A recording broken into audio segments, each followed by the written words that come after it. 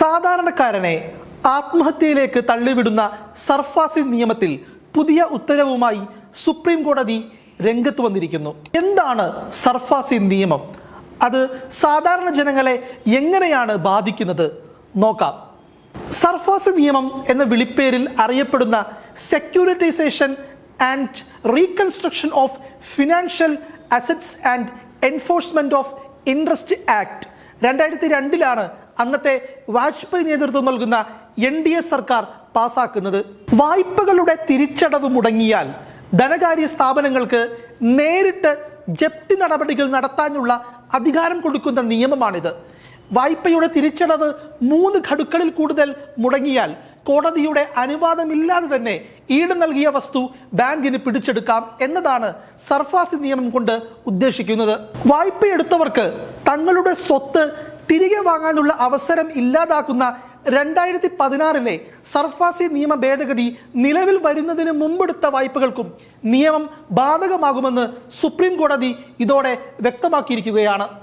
2016 September 1 മുമ്പും ശേഷവും കുടിശ്ശിക വരുത്തിയ കേസുകൾക്കും ഭേദഗതി ബാധകമാണെന്ന് ജസ്റ്റിസ് JB പർദേവാല അധ്യക്ഷനായ ബെഞ്ച് വിധിച്ചു. 2016 ഭേദഗതിക്ക് മുമ്പ് വായ്പയെടുത്ത വ്യക്തിക്ക് ലേല നോട്ടീസ് പ്രസിദ്ധീകരിക്കപ്പെടുത്തിയതിനു ശേഷവും ഈടുവെച്ച സ്വത്ത് തിരിച്ചെടുക്കുവാനുള്ള അവസരം ഉണ്ടായിരുന്നു. മറ്റൊരു കക്ഷിക്ക് താൻ ഈട് നൽകിയ സ്വത്ത് കൈമാറുന്നതിന് തൊട്ടു മുമ്പ് തന്നെ കുടിശ്ശിക അടച്ചു തീർത്ത് സമ്പത്ത് തിരികെ വാങ്ങാനുള്ള അവകാശം ഭേദഗതിക്ക് മുമ്പ് ഉണ്ടായിരുന്നതുമാണ്. 2016 ഭേദഗതിയിലൂടെ ഈ അവകാശങ്ങളെല്ലാം ഇല്ലാതെയായി. സർഫാസി നിയമത്തിന്റെ 31-ാം വകുപ്പ് ഭേദഗതി ചെയ്യണമെന്ന് ആവശ്യപ്പെട്ട് 2017 ഓഗസ്റ്റ് 21 കേരള നിയമസഭ പ്രമേയം പാസാക്കുന്നത്. കൃഷിഭൂമിയും 5 സെന്റ് വരെയുള്ള വീടും ഭൂമിയും ജപ്തിയിൽ നിന്ന് ഒഴിവാക്കണമെന്നാണ് നിയമസഭ പാസാക്കിയ പ്രമേയത്തിൽ ആവശ്യപ്പെട്ടിരുന്നത്.